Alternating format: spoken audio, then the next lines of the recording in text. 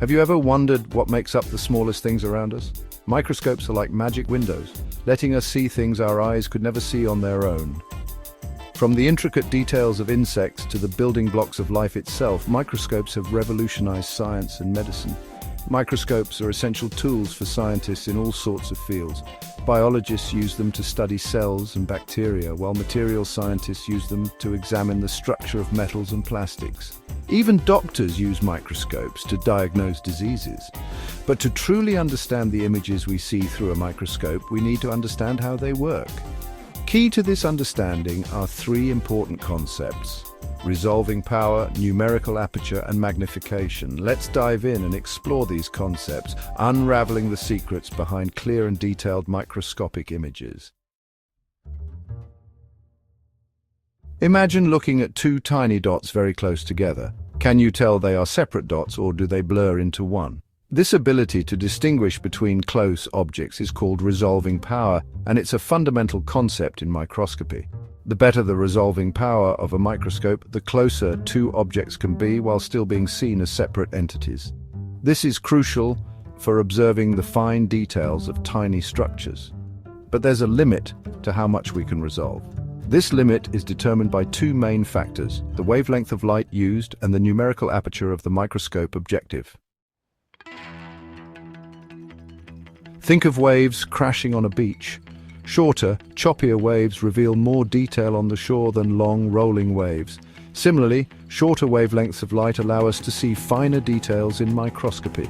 That's why many microscopes use blue light or even ultraviolet light, which have shorter wavelengths compared to visible light. This helps achieve better resolution and see even smaller structures.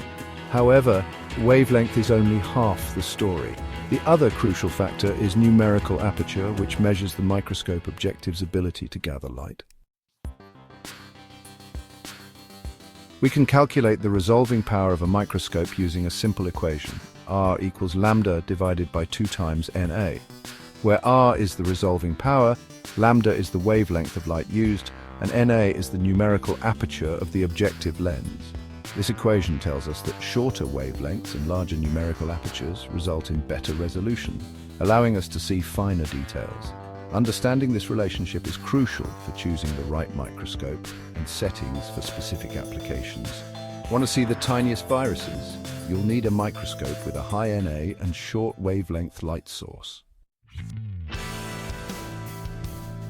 Imagine a bucket collecting rainwater. A wider bucket will collect more water than a narrow one. Similarly, a microscope objective with a larger numerical aperture captures more light from the specimen, leading to brighter and sharper images. Numerical aperture is determined by two factors: the refractive index of the medium between the objective lens and the specimen. This is like the density of the medium. Air has a refractive index of 1, while oil has a higher refractive index of around 1.5. The angle of the cone of light entering the objective lens. A wider cone of light means more light is being captured. The equation for numerical aperture is Na equals n times the sine of theta. Section 6. Oil immersion. A trick for even better resolution. Remember how a higher refractive index leads to a larger Na? That's where immersion oil comes in. By placing a drop of oil between the objective lens and the specimen, we can increase the refractive index of the medium. This has two main benefits. More light from the specimen enters the objective lens, resulting in a brighter image.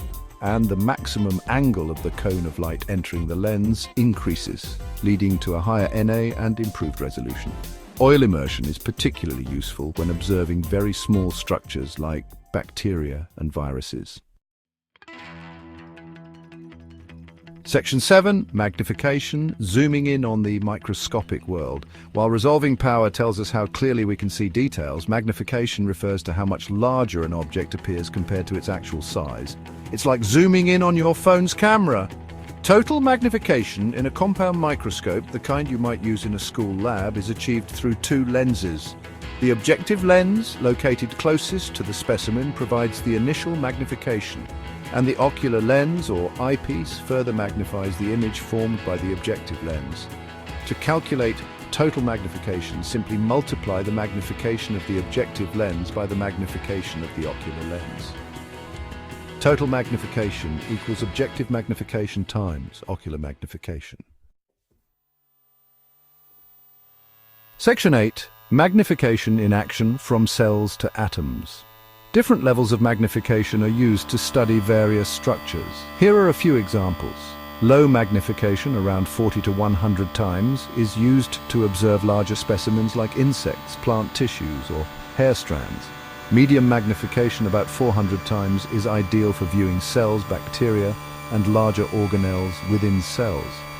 High magnification, up to 1,000 times, allows observation of smaller bacteria, cellular components like mitochondria, and even some larger viruses. Beyond traditional light microscopes, more powerful techniques like electron microscopy can achieve magnifications of millions of times, allowing us to visualize individual atoms. Section 9. Mastering the microscope. Understanding the fundamentals. Understanding resolving power, numerical aperture, and magnification is crucial for anyone using a microscope. By grasping these concepts, you can choose the right microscope and settings for your specific needs. Optimize image clarity and resolution for observing fine details, and interpret and analyze microscopic images accurately. So the next time you peer through a microscope, remember that you're not just looking at a magnified image, you're unlocking a world of hidden wonders made visible by the power of science and these fundamental optical principles. Happy exploring!